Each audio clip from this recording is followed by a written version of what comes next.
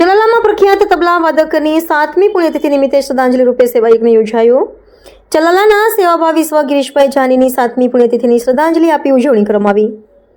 ધારી તાલુકાના ચલાલા ગામે સ્વ ગિરીશભાઈ જાનીને શ્રદ્ધાંજલિ રૂપે એક નાનો એવો સેવા યજ્ઞ યોજવામાં આવ્યો હતો। એ યજ્ઞમાં ભૂખ્યાને ભોજન તથા શિયાળાની કડકડતી ઠંડીમાં ગરીબ પરિવારના નાના બાળકોને ગરમ કપડાં વિતરણ તથા સરકારી શાળામાં અભ્યાસ કરતા વિદ્યાર્થીઓને ગરમા અલ્પાહાર અને વૃદ્ધ અશક્ત નિરાધાર વડીલોને ધાબળા વિતરણ કરવા સાથે રાત્રિના હનુમાન ચાલીસા પાઠ ધૂન કીર્તન સાથે 31 ડિસેમ્બરનો આખો દિવસ સેવા યજ્ઞ અને ભક્તિરસ સાથે શ્રી મોગલમાં માનવ સેવા ગ્રુપના સભ્યશ્રીઓ અને શિવસાઈ ગ્રુપના સભ્યશ્રીઓ સાથે ખરા અર્થમાં એક આદર્શ ભાઈને દિલથી શ્રદ્ધાંજલિ આપી હતી। આ સેવા યજ્ઞમાં હાજર રહી સરકાર આપના તમામ ભક્તજનો વડીલો સ્નેહીજનોનો દિલથી આભાર વ્યક્ત કરવામાં આવ્યો હતો। સ્વ ગિરીશભાઈ જાનીએ પૂજ્ય મૂળીમાની જગ્યામાં લગભગ 25 વર્ષ સુધી તબલામાં સંગાથ આપેલ અને પણ નિસ્વાર્થ ભાવથી તથા ચલાલાની ખૂબ વિખ્યાત તિલક ચોક ગરબી મંડળ તથા ગાયત્રી ગરબી મંડળમાં પણ તબલાની સંગાથે લોકોના દિલ જીતી લીધા હતા।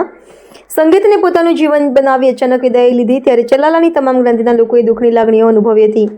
થોડું જીવ્યા પણ ખૂબ મોટો ચાક પ્રગટ હોય તો એના ગયા પછી ખબર પડી કે ભલે પૈસા ન હતા પણ દુઃખને દેખાવા ન દીધું। આવા પવિત્ર આત્માને વંદન।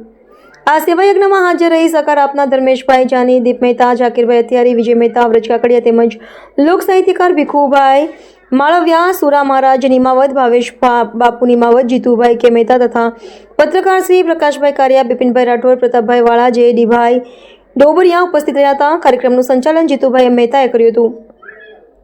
આ સેવા યજ્ઞમાં સહભાગી બનનાર તમામ મિત્રો તથા આમંત્રિત મહેમાનોએ સંગીત કલાકારનો દિલથી આભાર ટ્રસ્ટના પ્રમુખ રાજુભાઈ જાનીએ વ્યક્ત કરેલ હતો અને તમામ હાજર સંગીત કલાકારોનું સન્માન કીટ બેગ આપી કરવામાં આવ્યું હતું।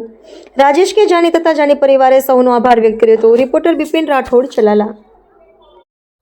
મારા મોટાભાઈ શ્રી ગિરીશભાઈ જાની તબલા ઉસ્તાદની 7મી પુણ્યતિથિ નિમિત્તે આ સવારથી વિવિધ સેવાકીય કાર્યો કરવામાં આવેલ હતા। સવારમાં શાળાના બાળકોને ગરમા ગરમ નાસ્તો આપવામાં આવેલ હતો।